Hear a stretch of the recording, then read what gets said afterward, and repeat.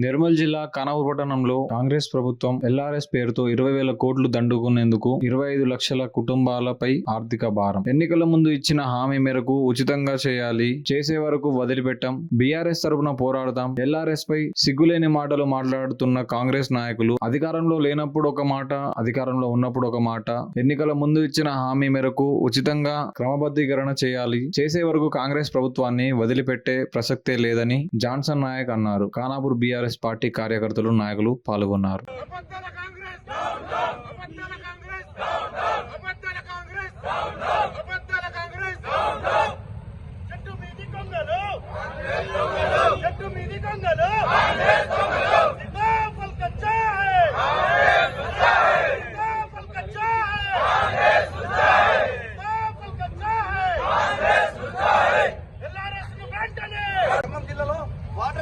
రైతులకు చాలా మంది సాగర్ ఆయకట్టు కింద కూడా చాలా గ్రామాలు, చాలా మండలాలు, చాలా కంట్రీలో వాటర్ లేదు. రైతులు రోడ్డు వేస్తున్నారు, రైతుల కరెంటు సిల్వర్ కట్టన్నారు, కొన్ని చోట్ల కట్టడం చేస్తున్నారు.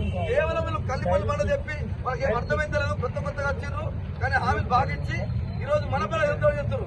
ఇంతసేపు కేసీఆర్ అసెంబ్లీ వస్తే రాకపోయింది, నీకు ఇచ్చిన చేయాలా, కేసీఆర్ వస్తే రాడు, అది ఆయన వ్యక్తిగతం అయినా దాన్ని ఏదున్నా ప్రజలకు ఇచ్చిన హామీలు 6 గ్యారెంటీలో 30 56 ఒకదాంట్లో 10 ఉన్నాయి. ఏం చేయకుండా 3 ఇచ్చి మేము చేద్దాంటారు.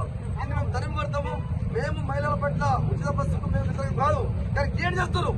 కానీ మీరు ఉచిత బస్సు ఇవ్వండి, దాంతో పాటు పురుషులకు తప్పుడు బస్సు పెట్టండి. చాలా మంది పరిస్థితులు లేడీస్ బస్సులో సీట్ లేక మా ఆటోలకు ఆదుకోవాలా, ఆటో డ్రైవర్లు చాలా మంది రోడ్డు వచ్చారు.